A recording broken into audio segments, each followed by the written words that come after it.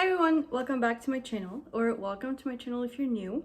This is the third video I'm filming today, and I've decided to film it standing up. So we'll see how that goes. I might end up being exhausted, but it's okay. It's also October today, which is crazy, but we've got the vibes. I have the shirt, I have the candle, and the pumpkin. So the vibes are here.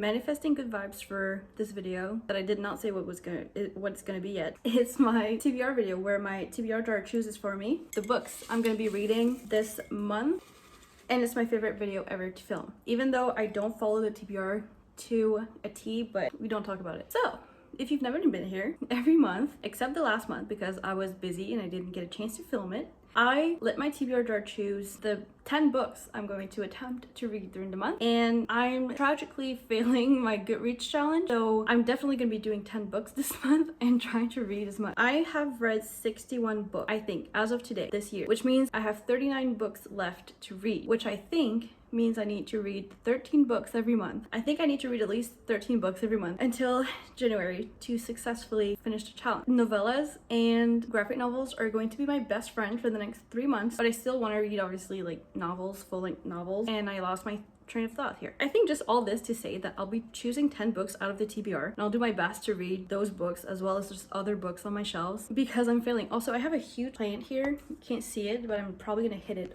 like this whole video. Let's get started. Let's choose the books from the TBR jar, and I'm just gonna manifest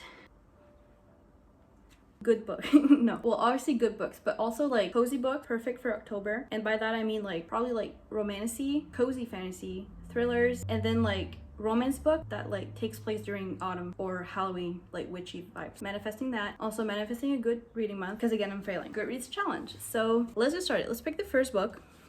Too close. And then I'll just try to give you a quick synopsis about it, but I don't really know what my books are about. So Last Chance Library. I think this follows the cozy vibe. I don't know if it kind of feels like a summary book, but I think it's a heartwarming book, and I feel like heartwarming books are perfect for this season. So first book, I think I've had this on a TBR once before, but I'm pretty sure this book is about like saving a library from closing, and it's very sweet and heartwarming. Pretty sure that's what I heard about it. And I've also heard people say that they really like this book. Also, can we just appreciate this lighting? It's absolutely gorgeous. Wait, can you not?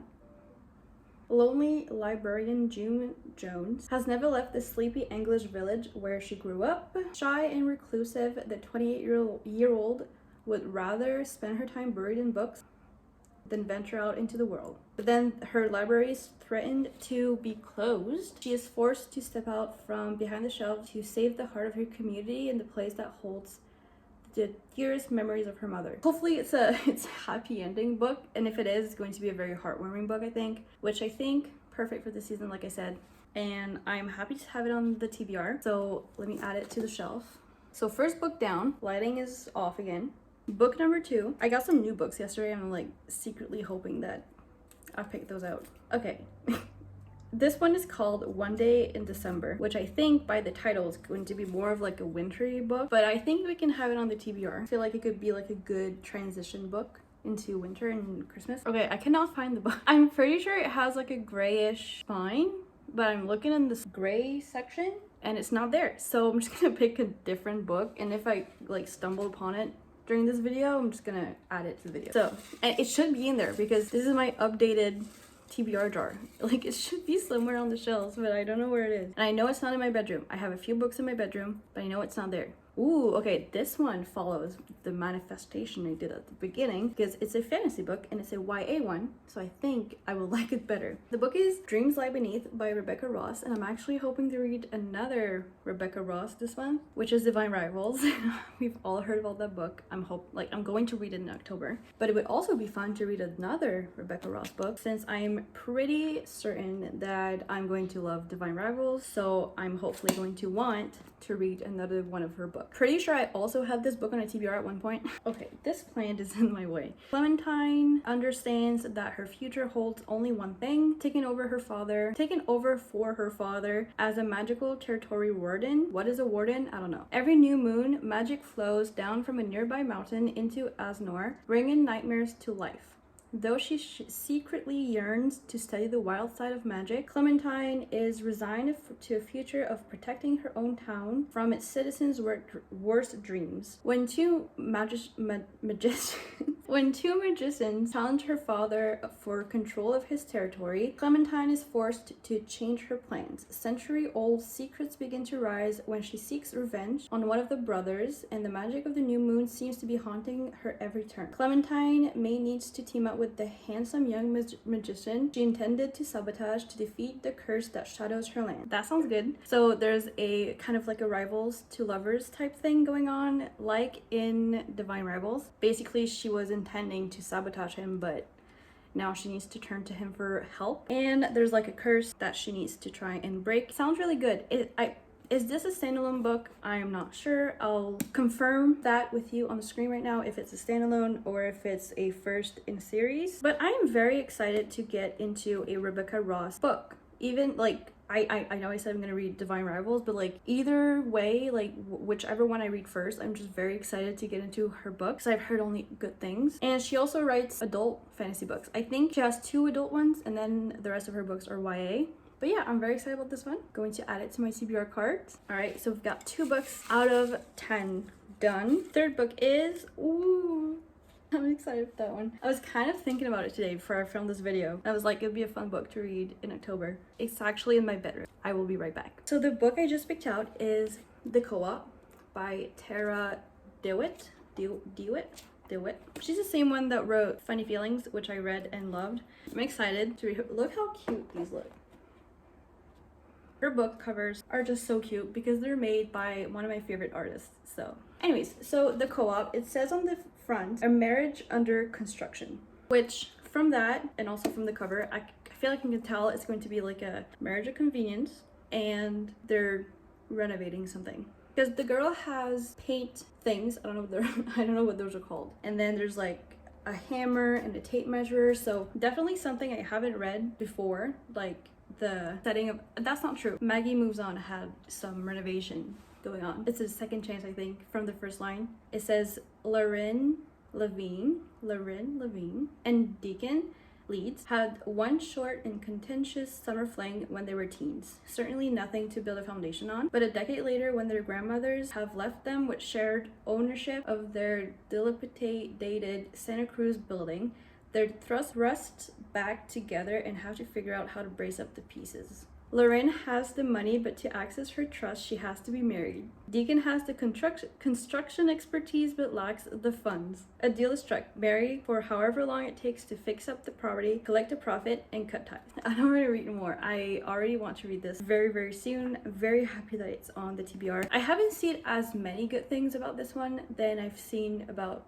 Funny Feelings, but from the synopsis, I feel like I like the setting of this one better. This one, marriage of convenience to get funds and build a place, fix up a place, that really speaks to me, so I'm excited. On the cart it went, right there. And 4th book, let's go, is a book that I started over a year ago, never finished. Archer's Voice. So, like I said, I started this book over a year ago and I just didn't want to keep going. I don't think it was gripping me as much as I wanted to, and maybe I just wasn't in the mood for it. But I did start it. I was right there. You can't see really, but I started it, never finished, but I have been thinking about it a little bit. So am I glad that it's on the TBR even though I never finished it before? Yes. Will I be absolutely 100% reading it? I don't know, but we'll see. This is a small town romance book where we have our women. She is very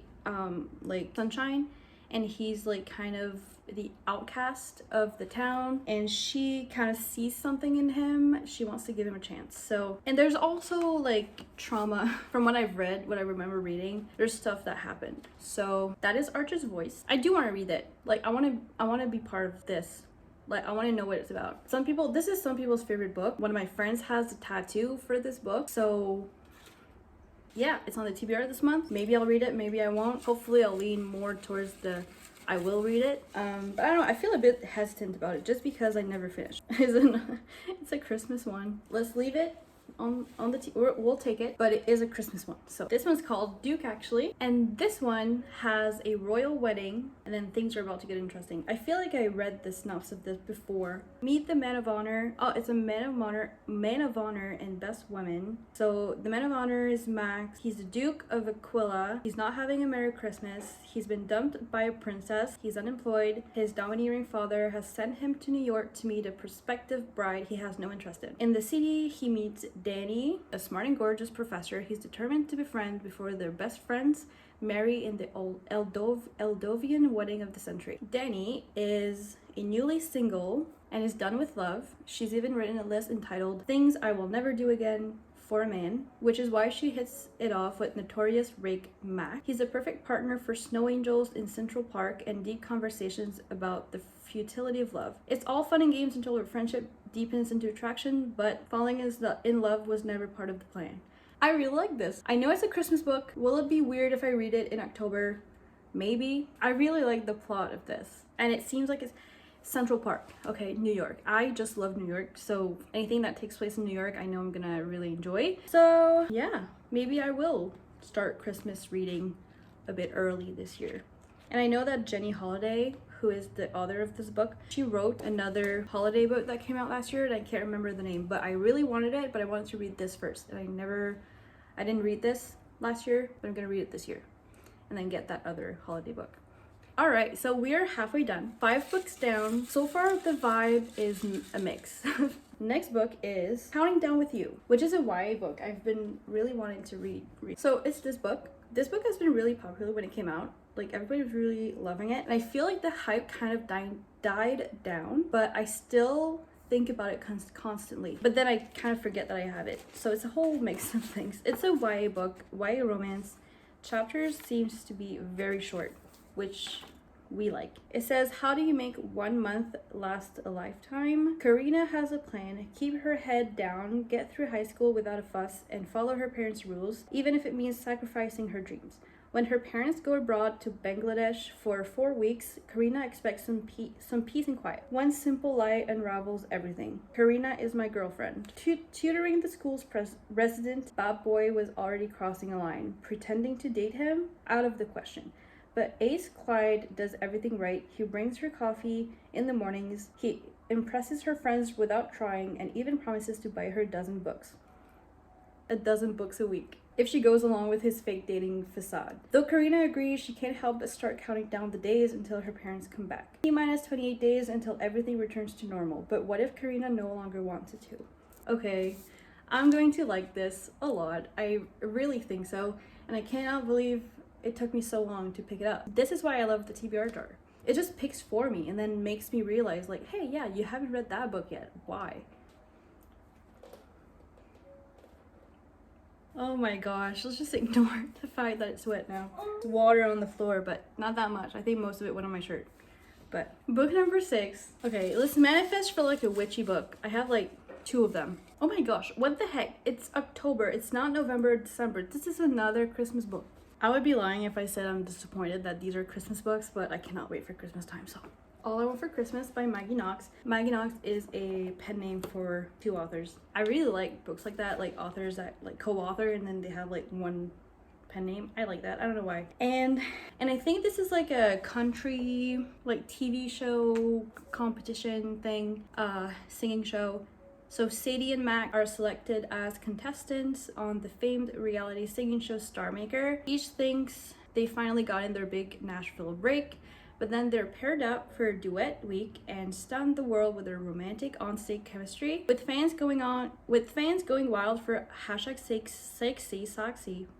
The network demands that they remain a duo on and off stage or exit the competition, faking a relationship until their final performance in the Star Maker holiday special, which shouldn't be too hard except for one small problem. Sadie and Max can't stand each other. So fake dating, but also like enemies to lovers. They don't like each other. I don't know why, but last year I wasn't really vibing with the synopsis of this book, because if you know me, I don't read the synopsis when I buy the book, and then I just so happened to read the synopsis when I got home and I was like, But now that I'm reading it, a year later, I am a changed person because this seems really, really good. Yes, I know it's October. Will it stop me from reading this? I don't think so. I now have 2 holiday books, maybe 3 if I can find that book one day in December before the video ends. Okay, but with all seriousness, let's hope that the 3 last books, the next 3 books, the last ones, are actually like fitting with the vibe.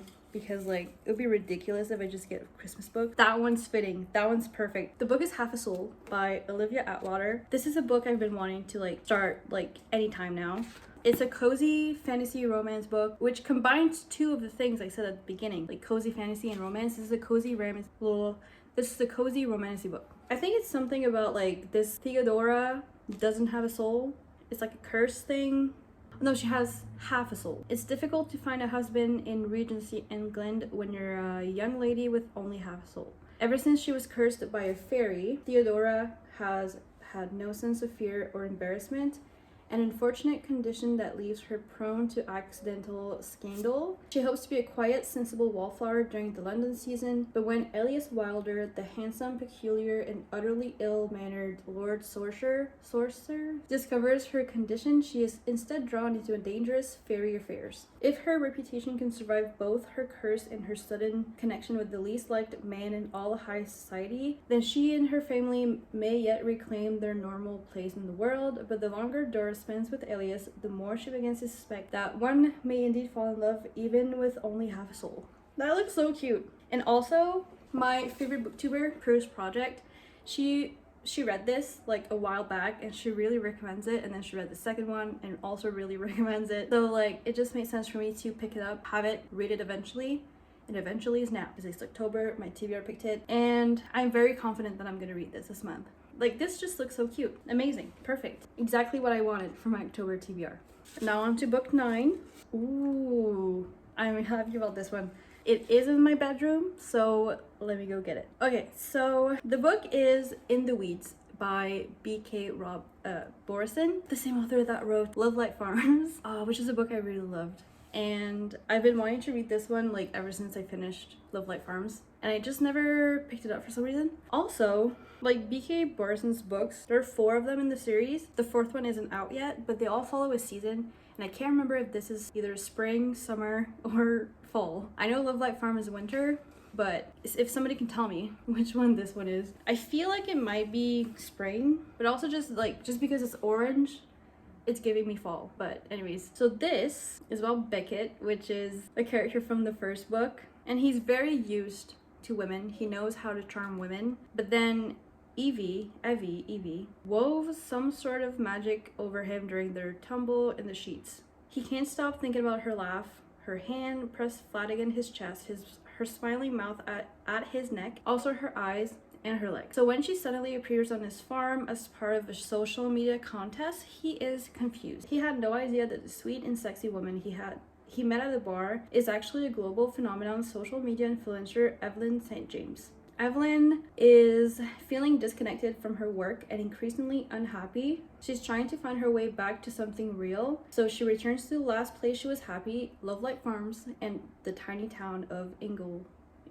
It has absolutely nothing to do with the hot farmer she spent 2 incredible nights with. Nothing at all. Wink wink.